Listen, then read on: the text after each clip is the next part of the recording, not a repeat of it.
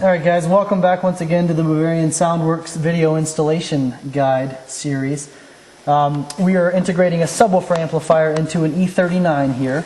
This is a non-DSP car, and this is going to be exactly how we're going to tap into our line level signals to create the music coming from the BMW into the aftermarket amplifier, which is also going to live back here. So we've just got to make 5 simple connections. We're going to go over that. It's going to take us a few minutes, and then we'll move forward to the mounting of the amplifier and onto the tuning of the amplifier. So first things first, we need to unplug the amplifier to gain access to the wires that we need. We're going to use the plug on the back side of the amplifier closest to the rear of the car. And to do that, there's a little black tab on the top. You push it down, fold the little arm backwards, and that's going to unplug the harness. And then we're going to need to get this harness out of this little tie down back here. So to do that, boy, they really put this one in here pretty well. Just pinch the little tabs down and pull up on your thing, and that'll give us plenty of wire to work with. The first thing you need to know is the tape that they put on this harness is really gross. So just go ahead and prepare to get dirty. Just cut the tape, and then you can pretty much peel it from there once you get it started, unless they've done a good job like they have here. So just kind of cut the tape, being careful not to cut the wires. If you're uncomfortable and you think you may cut the wires, you can also make the connections further back up in the trunk without worrying about any of this tape. But it's just more of a pain than it's worth. Just be careful. So let's get this tape started. Well, this is a real bear. This one's got a lot of tape on it, a lot more than I'm used to seeing. There we go. Now we finally started a peel of sorts.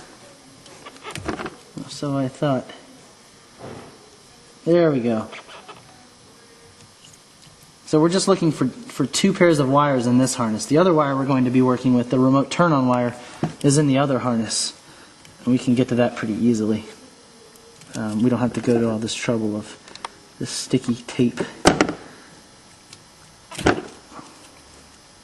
Oh man, this is a mess. This one's pretty bad. I don't know why it's so gummy. And it's not wanting to unwrap. Oh, there we go, finally.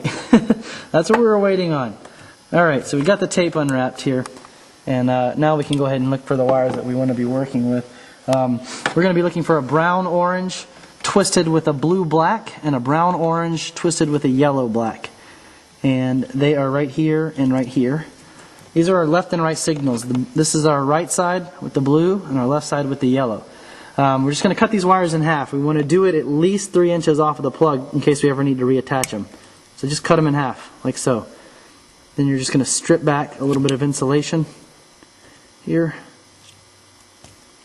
because we're going to be reattaching them here in a moment. Now make sure they come untwisted to twist them back so you know what's what. The brown oranges, of course, look the same. So we'll do that on both sides of the wire. You can see how sticky these wires are. They're just sticking to my dikes here, making a big old. Oh, this is this is fun times. Yeah, just make sure you're not out here in a nice pair of pants doing this, otherwise you're going to make a huge mess. Alright, so we just need to tap in our LOC, and I like to do it from the side of the harness going up towards the front of the car. We've got 2 sets of wires coming off of our LOC. We've got purple and green. We have purple with purple black and green with green black. The black stripes being the negative. So what we're just going to do is tap these straight in line with what with our wires here. And in this case, the brown oranges are negative in both instances. So we're going to take our purple with black stripe, twist it with the brown orange wire that's twisted with the blue black for our right side negative. So we're just going to twist those wires together. We're going to take our blue butt connector, slide it over the wires, take our set of crimps, crimp them down, do the same thing with the purple and the blue black. Twist them together, take our butt connector, insert it over them, push it down far enough to where there is no copper being exposed out of the back side. You can see the connections are solid there. We're going to do the same thing with the green and the green black. The green black goes with the brown orange. And the, let's see here. Take our butt connector here, slide it up in there. And we'll do the same thing with the green and the yellow black. And that's going to make our inputs complete on one side of the harness, and we just need to complete the harness going through. Very easy. So we've got all of our wires cut and ready to go. So let's go ahead and do the yellow, black, and brown, orange first, our left inputs. So all we're doing basically, as you can see here, is we're just creating a little T. We're just going to continue on through, you know, just by tapping in to the wires. So we'll take these wires, I kind of fold them over a little bit, take them and grab our crimpers. Go ahead and put the wire in the crimpers, or the butt connector rather. And I've got the yellow black, so we'll of course want to take this yellow black, crimp it down nice and tight. We'll do the same thing with the brown orange and the brown orange. Put it in there like so. Take our crimpers. Now we're going to want to do the same thing with our blue, black, and brown orange. Let's take our brown orange. I just fold them in half because the blue butt connector's a little bit larger gauge, and this just gets it in there more snugly. You don't have to do this. Just slide it in there like so. As you guys can see, this is very simple. People have been confused about this for years, and this should clear a lot of things up for a lot of you guys. And that's it. We just tapped into our LOC. It's that simple. I'm going to take a little electrical tape here and just put a little piece of electrical tape around this just to keep it all together. It does not matter if you don't have electrical tape. You don't have to do this. I'm just kind of anal about stuff. So put it back together like so. And now we can just go ahead and plug this back in to our amplifier. Snap it back in. Go ahead and put it back inside of our little harness frame here.